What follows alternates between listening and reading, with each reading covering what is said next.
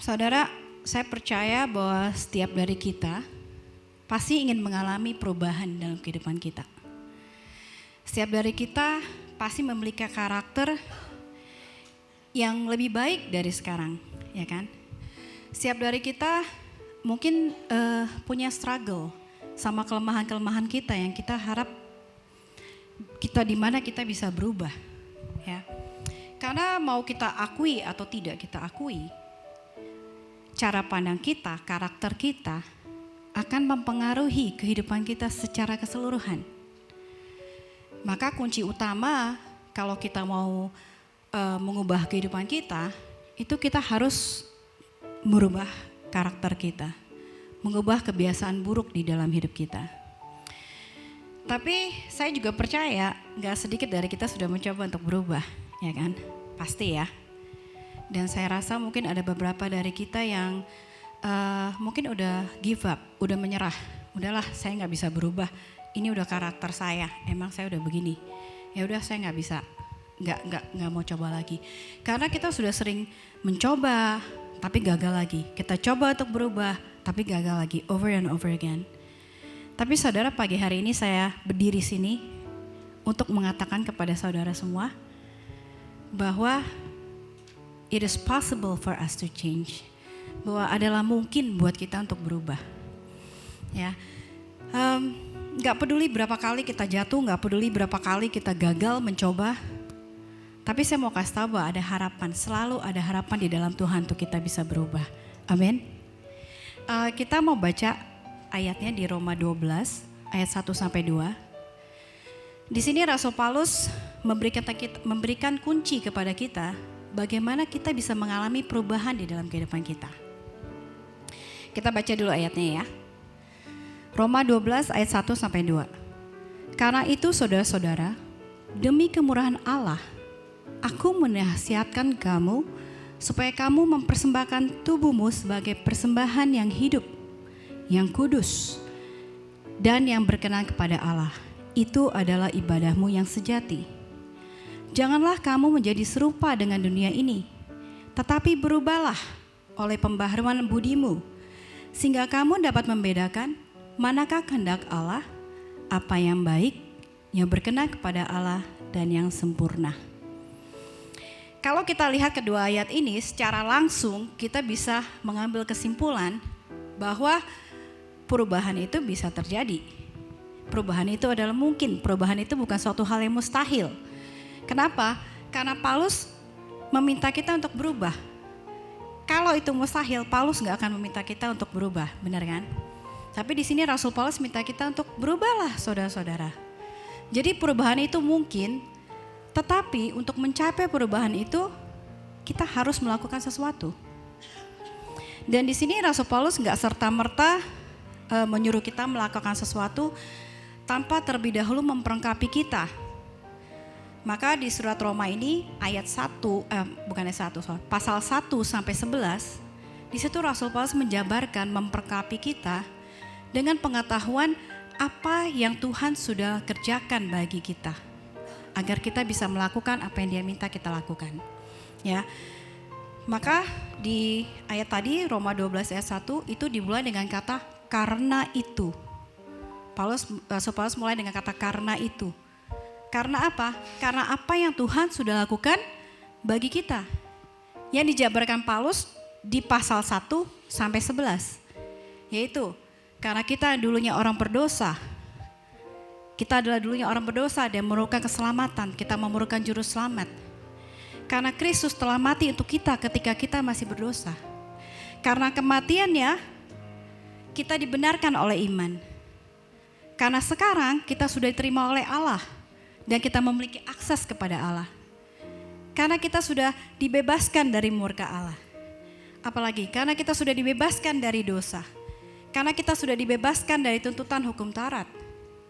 Karena Roh Kudus sudah diberikan kepada kita. Karena keselamatan adalah untuk semua orang, baik orang Yahudi maupun non-Yahudi, itu termasuk kita semua yang ada di sini. Amin. Jadi kemudian Rasul Paulus melanjutkan, dia berkata karena semua itu, karena Tuhan sudah melakukan semua ini untuk engkau, Karena semua yang tadi saya sebutkan tadi, demi kemurahan Allah, demi kebaikan Allah, aku menasihatkan kamu, aku meminta dengan sangat kepada kamu, supaya kamu mempersembahkan tubuhmu sebagai persembahan yang hidup, yang kudus, dan yang berkenan kepada Allah. Itu adalah ibadahmu yang sejati. Jadi Paulus meminta kita dengan sangat untuk mempersembahkan tubuh kita kepada Allah. Persembahan di sini artinya korban yang dipersembahkan kepada Allah. Kalau zaman dulu orang Israel mempersembahkan korban dalam bentuk binatang, ya, bisa domba, bisa kambing, bisa burung, ya, untuk memperdamaikan mereka dengan Tuhan. Mereka mempersembahkan korban penghapusan dosa, korban bakaran, korban sesajian, korban penghapusan salah dan lain sebagainya. Dan di ayat ini Paulus mengatakan kepada kita, Tuhan gak lagi minta korban yang itu. Bukan lagi korban yang seperti itu yang Tuhan minta. Tetapi Tuhan mau kita mempersembahkan tubuh kita. Tubuh kita ini bicara tentang keseluruhan dari kita, saudara. Seluruh keberadaan kita, hati kita, perasaan kita, kehendak kita, semua. Keseluruhan dari kita, hidup kita. Tuhan gak mengingini harta kita. Tuhan gak mengingini properti kita. Tuhan gak mengingini hasil ternak kita, ya. Tetapi Tuhan ingin kita memberikan sesuatu yang lain, yaitu diri kita. Tuhan ingin kita memberikan tubuh kita, hidup kita kepada Dia, supaya Dia bisa menjadi kepala kita, di mana kita bisa tunduk, taat kepada tuntunannya, mengikuti pimpinannya. Tuhan ingin memiliki hubungan dengan kita. Itu yang Dia mau kita, saudara. Ya, Dia mau saya, Dia mau Anda, Dia gak mau yang lain, Dia mau kita. Dan di sini Paulus berkata bahwa Tuhan gak meminta kita untuk mati bagi Dia, enggak. Tapi Tuhan mau kita hidup bagi Dia, persembahan yang hidup. Ya, maka dikatakan persembahkan dirimu sebagai persembahan yang hidup. Artinya apa? Dalam kehidupan kita sehari-hari, Tuhan mau kita mengakui bahwa hidup kita bukan lagi milik kita, tetapi Kristus yang ada di dalam kita. Kita mengambil keputusan untuk mau mengikuti tuntunannya dalam kehidupan kita. Kita mengambil komitmen, Tuhan saya mau taat sama pimpinanmu. Saya mau ikuti firman yang Tuhan katakan kepada saya. Jadi di sini Paulus meminta kita untuk menyerahkan hidup kita secara totalitas kepada Tuhan.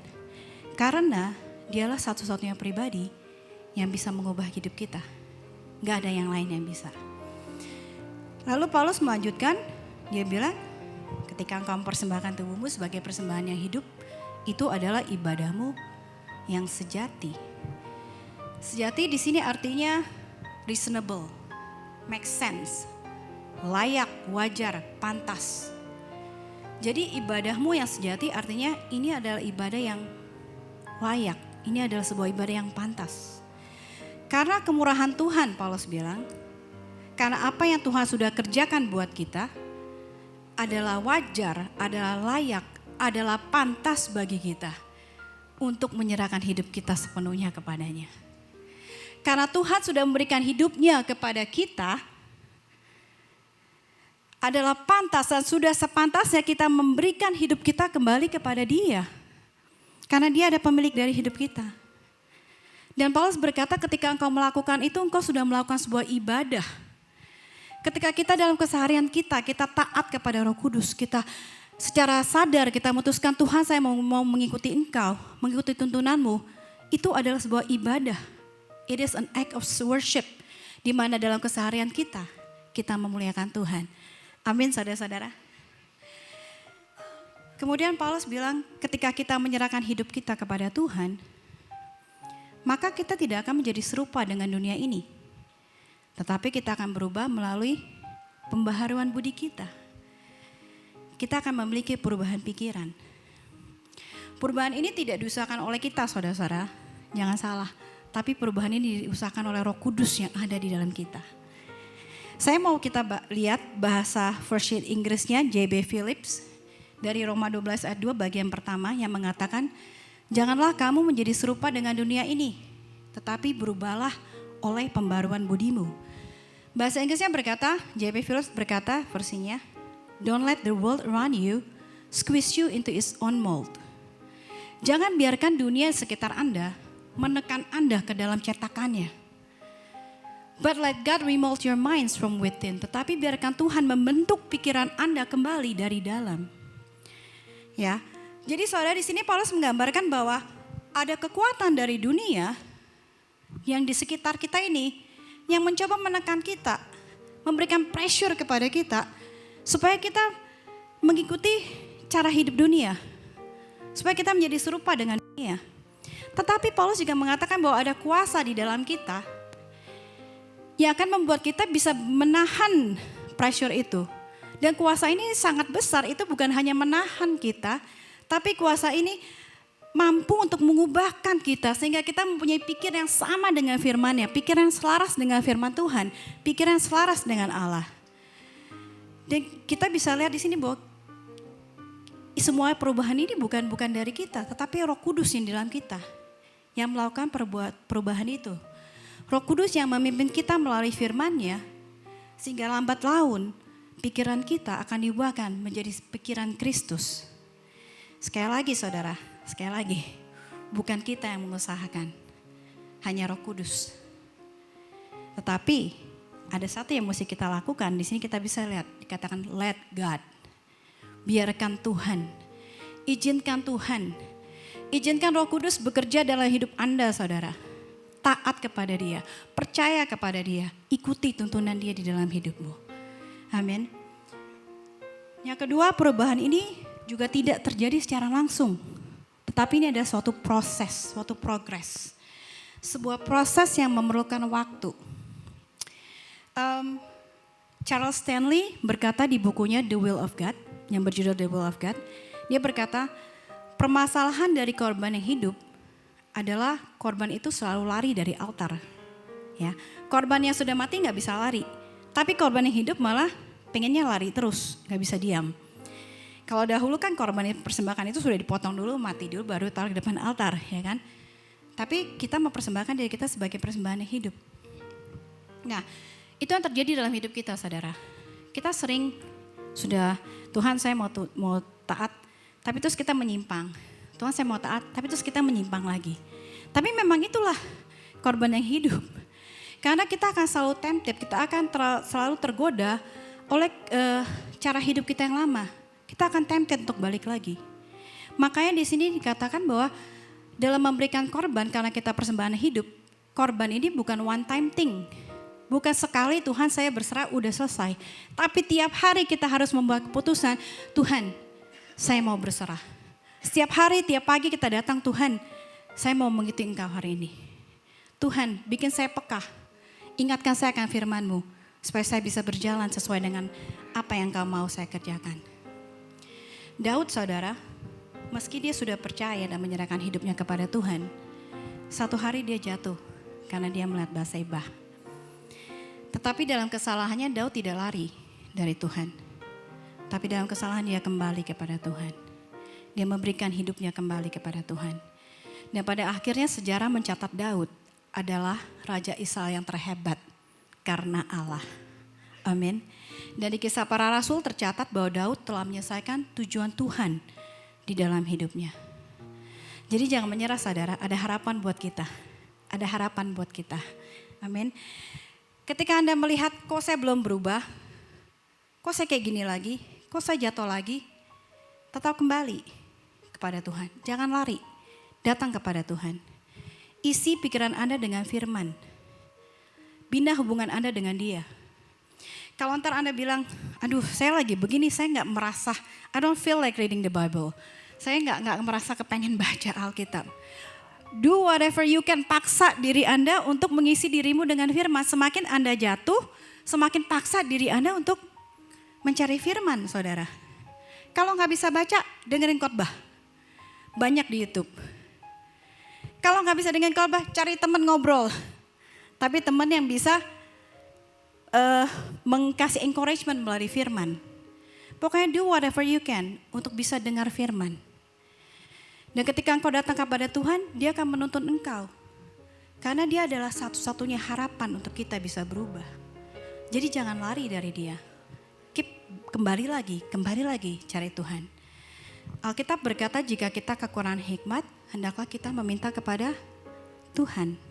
Karena ia akan memberikannya kepada kita tanpa membangkit-bangkit.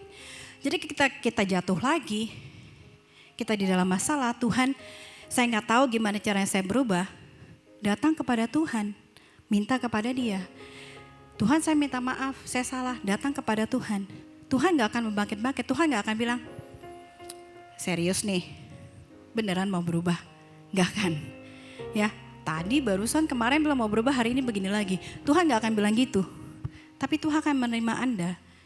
Tetapi it will take time untuk Tuhan bisa membentuk Anda. Itu memerlukan waktu. Dan memerlukan kerjasama dari kita. Yaitu kita mau sekali lagi tunduk kepada tuntunannya. Amsal 24 ayat 16 berkata, saudara, sebab 7 kali orang benar jatuh, tetapi ia akan bangun kembali. Anda memiliki Tuhan yang mengasihi Anda, saudara. Ketika Anda jatuh, Dia akan mengulurkan tangan yang mengangkat Anda. Yesus berjanji, Dia tidak akan melepaskan Anda. Gak akan pernah Dia lepaskan. Jadi ketika Anda jatuh, saudara, bangkit kembali ke tata kasih karunia Allah. Persembahkan diri Anda kepada Dia. Sekali lagi, kasih karunia Tuhan selalu baru untuk Anda. Dan pengampunan selalu tersedia untuk Anda. Oke. Next, perubahan pikiran akan membuat kita mengerti kehendak Allah dalam hidup kita. Dan kita akan tahu bahwa kehendak Allah adalah baik, berkenan kepada Allah, dan sempurna. Seringkali kita orang percaya ketika kita membicarakan tentang kehendak Allah, kita selalu berpikir di dalam konteks yang besar, di dalam konteks masa depan. Apa ya yang Tuhan mau saya lakukan dalam hidup saya nanti, masa depan? Panggilan saya apa ya, konteks masa depan? Tuhan mau saya melayani di mana ya, masa depan? Tapi saya mau kasih tahu sama saudara bahwa kehendak Tuhan dalam hidup kita ini adalah saat ini di mana Anda berada sekarang. As simple as kita memiliki hubungan dengan Dia. As simple as kita membina hubungan dan terus bertumbuh dalam pengenalan akan Dia. As simple as kita hidup di dalam tuntunannya. Kita bersandar kepada Dia. Itu sudah merupakan kehendak Allah, saudara. Jadi kalau kita adalah ibu rumah tangga, dan dalam keseharian kita berjalan bersama Tuhan dan kita melakukan urusan-urusan rumah tangga, masak buat suami, masak buat anak, urusin anak sekolah, itu kita sudah melakukan kehendak Tuhan. Ketika Anda adalah pelajar dan Anda melakukan tugas Anda sebagai pelajar dan Anda melakukan tugas Anda sebagai anak dan Anda berjalan dalam pimpinan Roh Kudus, itu Anda sudah melakukan kehendak Tuhan. Dan kesalahan kedua, banyak orang percaya berpikir tentang kehendak Tuhan, nanti kalau saya berserah sama Tuhan, gimana kalau Tuhan sudah melakukan sesuatu yang saya gak suka? Tuhan nanti kasih kesulitan buat saya. Makanya saya gak mau berserah, saya gak berani. Bagaimana kalau nanti seperti Abraham saya disuruh mempersembahkan anak saya? Yang pertama, Tuhan gak akan menyuruh itu lagi. Tapi dalam kasus Abraham, saudara, kita lihat bahwa ketika Tuhan meminta Abraham menyerahkan Ishak, Tuhan memiliki tujuan yang baik. Ya, ketika Tuhan minta Abraham mempersembahkan Ishak, Abraham tuh nggak punya pikiran jelek saat itu. Karena kenapa? Karena pertama seperti yang dulu Pak Dedi pernah sharing di depan, ketika Tuhan memerintahkan Abraham untuk menyerahkan Ishak, Abraham sudah berjalan berpuluh-puluh tahun bersama dengan Tuhan. Abraham sudah melatih banyak hal dengan Tuhan. Dan Abraham sudah mengenal Tuhan. Sehingga kepercayaan dia kepada Tuhan sudah terbentuk. Dan dia bisa berpikir seandainya Ishak ya, seandainya Ishak pun mati, Tuhan mampu membangkitkan dia lagi dari antara orang mati. Dan yang kedua, di zaman itu bagi Abraham yang hidup zaman itu dan orang-orang yang hidup di zaman itu adalah biasa untuk mempersembahkan anak-anak mereka kepada Allah-Allah yang mereka percayai. Sebagai bukti dari iman mereka, sebagai bukti dari dedikasi mereka dan kepercayaan mereka kepada Allah mereka. Jadi bagi Abraham ketika Tuhan minta persembahkan anakmu, itu adalah hal yang wajar. Dia berpikir dia harus membuktikan imannya kepada Tuhan. Dia harus membuktikan hatinya yang tulus kepada Tuhan. Tapi akhirnya kita semua tahu ya apa yang terjadi, bahwa Tuhan tidak mengizinkan Abraham mempersembahkan Ishak, tapi Tuhan menyediakan domba persembahan untuk dipersembahkan.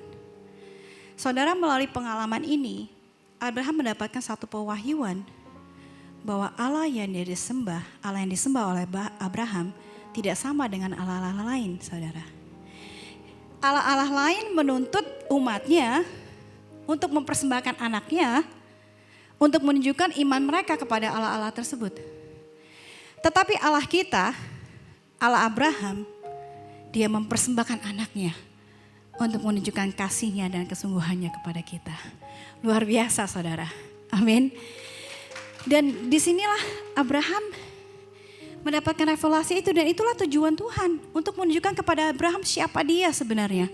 Abraham, aku gak sama Allah lain. Aku gak minta apa-apa dari engkau. Aku yang akan memberikan anakku dan semua yang kau perlukan kepada engkau. Amin. Maka Paulus berkata, jika kita mengikuti tuntunan Tuhan, kita akan tahu bahwa kehendak kita yang pertama adalah baik. Saudara, Allah mengerjakan segala sesuatu di dalam hidup kita untuk mendatangkan kebaikan bagi kita semua. Kalau kita tahu siapa Allah kita, kalau kita mengenal siapa Allah kita tahu bahwa salah satu atribut Allah, dia adalah Allah yang baik. Tidak mungkin Allah yang baik itu akan memberikan yang buruk kepada kita. Itu menentang nature-nya, saudara. Maka kalau kita berjalan dengan Roh Kudus, kita akan mengenal Dia dan kita akan tahu, Tuhan, segala sesuatu yang kau berikan kepadaku adalah baik adanya. Karena engkau adalah Allah yang baik. Yang kedua, kehendak Allah adalah berkenan kepada Allah. Berkenan kepada Allah artinya menyenangkan hatinya. Ketika kita berjalan bersama Dia, kita sudah menyenangkan hatinya, saudara. Tuhan gak minta kita melakukan hal yang ekstra. Tuhan hanya minta kita tunduk mengikuti tuntunannya. Kita berjalan bersama Dia, itu sudah menyenangkan hati Dia. Bahkan Filipi 2 ayat 13 berkata begini, karena Allah lah yang memberi keinginan, bahkan kemampuan kepada kita masing-masing untuk melakukan hal-hal yang menyenangkan hatinya. Bahkan keinginan itu untuk tunduk kepada Dia, Dia berikan kepada kita ketika kita mau menyerahkan diri kita. Dan Dia akan memberikan keinginan kepada kita untuk melakukan kehendak Dia, saudara. Dan bukan hanya keinginan, Dia memampukan kita untuk melakukan hal-hal tersebut. Jadi ketika kita surrender, kita sudah menyenangkan hatinya. Yang ketiga, kehendak Tuhan itu adalah sempurna. Ketika kita terus berjalan di dalam tuntunannya, semakin kita dewasa dalam kerohanian kita akan berbalik dan kita akan melihat, saudara, bahwa apa yang Tuhan sudah berikan kepada kita adalah perfect, sempurna. Gak ada kehidupan yang lebih baik daripada yang Tuhan berikan kepada kita. Maka seandainya kita diizinkan untuk travel back in time, kita diizinkan untuk kembali ke masa lampau, dan kita disuruh membuat keputusan sekali lagi, kita bisa berkata dengan yakin, dengan benar, dengan yakin dan dengan keyakinan teguh bahwa kita bisa berkata, Tuhan, saya tetap akan mengikuti Engkau. Saya tetap akan hidup di dalam my surrender to you. Saya akan tetap bersandar, menyerah kepada Engkau. Karena saya melihat, Tuhan, apa yang Kau berikan kepada saya luar biasa, sempurna. Gak bisa ditambahkan. Udah paling luar biasa. Amin. Jadi ketika kita surrender our life to Him, kita tahu bahwa kita akan memilih hidup tanpa regret, hidup tanpa penyesalan. Kita akan memilih a life without regret with our God. Saudara, kita ini hidup di dunia yang bergerak ya, yang terus mengalami perubahan. Gak ada yang gak berubah. Teknologi berubah, HP dari gede sampai kecil, sampai sekarang bisa ditaruh di kantong. Alat musik mungkin sekarang lebih canggih, lebih bagus, lebih hebat, semuanya berubah. Fashion juga berubah. 2 minggu yang lalu anak saya beli celana jeans, sebelah kiri warnanya lain, sebelah kanan warnanya lain. Berubah, saudara. Semua berubah. Ideologi, worldview, pandangan dunia juga berubah. Gender bukan lagi 2 sekarang menurut pandangan dunia. Kalau kita isi aplikasi sekolah, saya nggak tahu ada 3 atau 4 sekarang gender. Ya, pelangi udah nggak lagi melambangkan janji Tuhan, tapi udah ada konotasi yang berbeda ketika orang-orang di dunia sekarang melihat pelangi. Nggak ada yang imun dari perubahan, imun di semua, termasuk kita di sini, kita akan mengalami perubahan. Seiring dengan perubahannya, seperti tadi bilang, dunia akan menekan kita. Dunia akan try to force us, to pressure us, menekan kita untuk membentuk kita ke dalam cetakannya. Jika kita diam, saudara, jika kita tidak melakukan apapun, lambat laun, mau tidak mau, kita akan di-pressure, kita akan ditekan, dan akhirnya kita akan menjadi serupa dengan dunia. Maka perlu ada opposing force, perlu ada kekuatan yang melawan kembali. Dan opposing force itu adalah Kristus. Kita perlu Kristus, saudara. Saya mau kasih tahu kepada saudara bahwa perubahan itu adalah pasti. Perubahan itu adalah pasti, for sure. Kita pasti berubah. Tapi pertanyaannya, ke arah mana kita mau berubah? Ke arah mana, saudara? Apa kita mau jadi sama dengan dunia? Atau kita mau sama, serupa dengan Kristus? Saudara, saya mau kasih tahu, apapun pilihan Anda, asalkan Anda sudah menerima Yesus Kristus sebagai juru selamat, Anda gak akan kehilangan keselamatan. Tetapi, jika Anda memilih diam, jika Anda memilih untuk membiarkan dunia menekan Anda, dan Anda menjadi serupa dengan dunia, Anda gak bisa enjoy, Anda gak bisa menikmati hidup yang Tuhan sudah sediakan buat Anda. Anda gak bisa menikmati Zoe life yang Tuhan sudah kasih buat Anda, saudara. Jika Anda memilih untuk membiarkan dunia membentuk Anda akan capek. Anda akan lelah. Karena dalam keseharian Anda ketika Anda berjalan, Anda akan terbentur terus sama tembok. Sampai akhirnya Anda bahkan menyerah. Dan saat itu Anda sudah membuang banyak waktu dalam kehidupan Anda. Tetapi kalau sekarang, hari ini, Anda bilang, Tuhan, saya mau mengikuti Tuhan. Saya mau tunduk sama firman-Mu. Saya mau berserah sama Engkau. Maka Tuhan yang baik itu akan menuntun Anda. Dia akan membawa Anda ke dalam satu perubahan demi satu perubahan. Dan dia akan mengajak Anda berjalan bersama dia menuju kepada kesempurnaan. Anda akan mendapatkan ketenangan, kedamaian, sukacita yang melampaui segala akal. Saudara, ketika kita mempersembahkan hidup kita kepada Tuhan, kita gak sedang mengorbankan apapun, saudara. Kita tidak sedang berkorban. Karena sebelum kita memberikan hidup kita kepada Tuhan, dia sudah lebih dahulu memberikan hidupnya kepada kita. Dia mati agar kita bisa memiliki kehidupannya melalui kebangkitannya. Dia anugerah yang Tuhan berikan bukan saja membenarkan kita, tapi memampukan kita untuk hidup di dalam kebenaran itu. Roh Kudus yang tinggal dalam kita, dia akan menuntun kita. Dia akan mengerjakan segala sesuatu dan dia akan memanifestasikan apa yang Tuhan sudah berikan di dalam kehidupan kita. Sehingga itu bisa memberkati kita, memberkati orang lain dan memuliakan Tuhan. Bagi saya ini bukan suatu pengorbanan, saudara. Tapi ini adalah suatu kehormatan. Ini adalah suatu privilege yang Tuhan berikan kepada kita. Saudara, kalau kita pikirkan Allah kita, Allah yang luar biasa itu, pencipta langit dan bumi, pemilik jagat raya dan seisinya, Allah yang memiliki hikmat yang gak terselami oleh manusia, Raja segala raja itu, dia mau jadi mentor buat kita. Itu suatu kehormatan, saudara. Itu suatu kehormatan yang luar biasa. Maka di sini hari ini saya minta, saudara, seperti Paulus berkata, dia meminta dengan sangat. Serahkan hidupmu kepada Tuhan. Berserah, bersandar, taat kepada dia, taat kepada firman-Nya, ikuti pimpinannya. Karena by surrendering to Him, ketika engkau berserah kepada dia, we are not losing anything. Gak ada yang kita nggak rugi saudara, but we have everything to gain. Amin.